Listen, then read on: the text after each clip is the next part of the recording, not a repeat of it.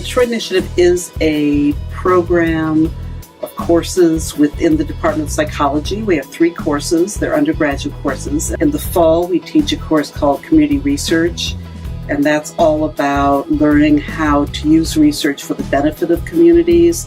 So how can we use research to learn about communities, but also as a basis for advocacy and activism in communities. In the winter, we teach a course called Empowering Families, Empowering Communities, and that's more about the field of community psychology and how we can use psychological knowledge to benefit communities. And then in the spring and summer half terms, we have a practicum course where students are in the field working with a community-based organization in Detroit. Well, in the Detroit Initiative, we emphasize a couple of things. One is, first of all, how do you enter a community that you're not familiar with? How do you build relationships with new people and get to know them on their terms? Learning how to see the strengths and resources in what might be seen as under-resourced, and also how to strategically think about the needs and challenges that communities experience in ways that are constructive. We also want students to learn about different methods they can use to advocate and work with communities. And then program development. You know, if you think, well, kids might benefit from tutoring, how do you create a positive kind of tutoring program if that's what you're trying to achieve? So those are some of the skills that we're hoping students will learn. And also, how do you do all those things ethically? How do you do it in partnership with community members? It's very important that people don't come in from the outside and tell people what to do. We really want students to learn how to work with community members as partners. So the reason that I took Psych 317 was because I grew up in Detroit, so I was very much familiar with the plight of the city in terms of the unemployment rate going up, the educational system definitely falling behind, and the simple fact that pretty much you go down any street, you're going to find several abandoned homes. And I just knew that the children definitely needed someone to assist them in understanding why the situation was, how it is, and how they could actually take control of those situations and better it. I definitely wanted to not be scared from what I've heard before, and just really be open-minded and know that I'm coming from a really small white community, and just know what I'm coming from and be open to new experiences and new communities. I got assigned to Hamtramck Community Center, and it's in Hamtramck, Detroit, a neighborhood center that I'm part of the summer day camp where the kids come and they have recreational time, a little bit of academic study time. For me, the Delray Neighborhood House was the one that stood out the most. Very similar to Boys and Girls Club. And I knew for me that I wanted to really work with the kids because they're going to be the ones, the kids who are, 12 to 18, they're going to be the ones who are our future.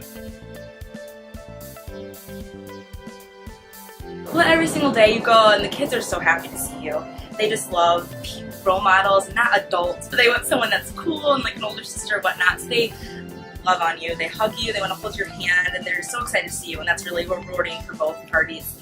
What we did was help write grants and proposals for the program because they're a nonprofit organization.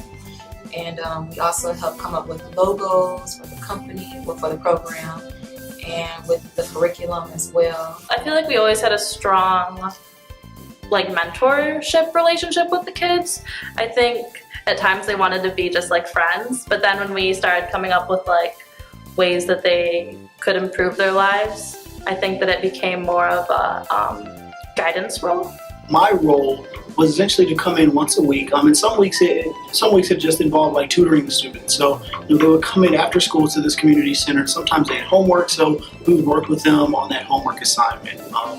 Other weeks it would just be to play with the students. Kids came and took a bus down, and we started off with a tour of the library. And the whole premise of our final project was trying to give the kids a concept of college. Most of these students never been to a college before. Most of the chaperones never been to a university before, let alone a Big Ten. So just kind of giving them the idea of what college is. Most of the younger kids don't know. It's very an abstract concept. I feel like even though we had a short time period, it was enough time for us to make some type of an influence, some type of an impact with just our presence and with the information that we shared with them. SWOT analysis are like the strengths, weaknesses, the opportunities, and the threats that that the program might have. And it was me and my entire group that we came up with different strengths, but then the potential weaknesses, because we just found out that actually in Detroit, some of the classes, some of the high schools, they're beginning to extend their last semester of school.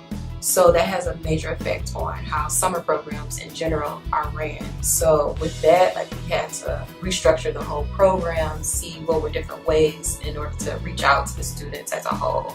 We did this thing called Photo Voice as well.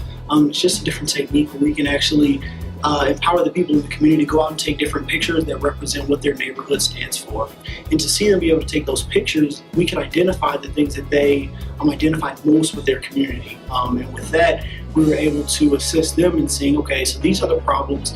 And then basically through some of the teachings that we received during the actual class time of that 3-hour block per week, we could use those different techniques to assist them in helping them to find out, what type of strategies could they employ to fix the problems that they saw in their communities.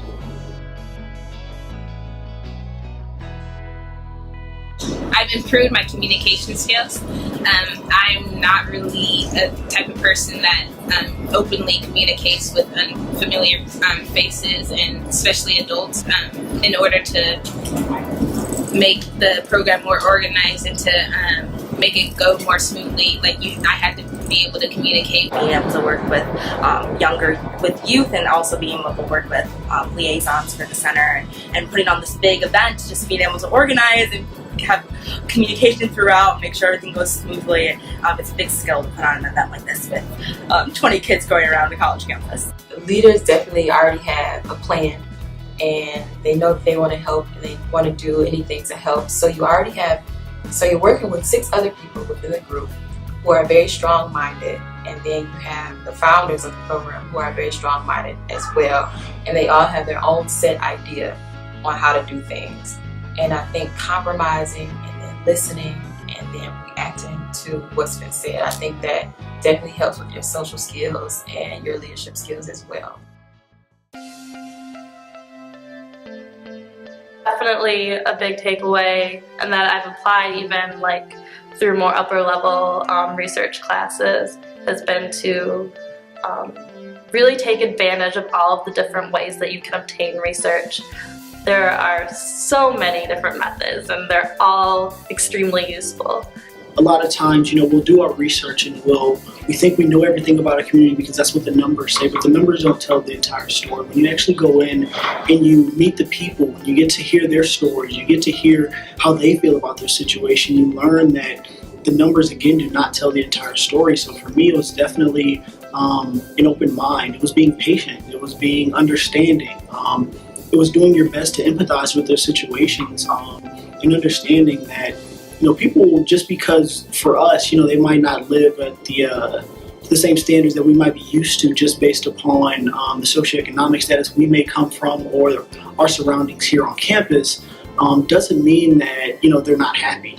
A lot of these people will, we might think that, you live in a neighborhood with abandoned houses, so it must be terrible situation, but for them, they find ways to band together and build relationships and understand that, we have a lot of positives and a lot of strengths here. Everyone else might not see it, but we know that it's there. When you're thrown into an environment with people that have different personalities and different socioeconomic backgrounds and come from different cultures, you have to learn not to be so judgmental, and you have to avoid the stereotypes and the bias and stuff like that. You see each person as being different, but you have to treat them all the same. I would like to be able to do this in the future and just be able to see kids have fun and something meaningful, you know, and having them kind of come up to me and ask me questions like, what's this building? What's that building? Being able to do that, I want, like I said, I want to go into social work and work with children and families, and especially with inner city and underprivileged students, low income cities, and being able to instill faith and hope. Well, I think that each of the programs brings a unique set of opportunities for students, learning opportunities. So, you know, the IGR program is very focused on having students learn about structural inequality and social justice through dialogue. And we use some of the IGR type activities and exercises and frameworks in teaching the Detroit Initiative. We're teaching about the same kind of content, you know, structural inequality and social justice, and also activism through community engagement. So it's sort of trying to get at the same goal, but with a different method of teaching. So I think there are things we can learn from each other. I know that sometimes there are students in IGR who wish, well, I wish I could take this into a community setting and sort of do something out in the real world more. Using these methods, and I think the Detroit Initiative can provide that kind of opportunities for the students who are interested in doing that. We've always had a pretty close relationship with the community-based research program at UROP. In fact, we really developed those programs together, so we've always had sort of interchange between the two programs and sort of shared resources. So I'm looking forward to being able to do that a little more closely, and you know, students who have done Detroit Initiative being able to go into like a summer community-based research fellowship where they might be able to extend the work they're doing and also, you know, spend more time in the field, because in that fellowship program, you're spending 30 to 40 hours a week working on community-based research in a neighborhood in Detroit. And that's very different from being in a class where you might spend 2 to 4 hours, you know, at a community organization a week. So it's really a chance to get more in-depth kind of experience. So I think there can be really creative synergy, you know, with our three programs coming together.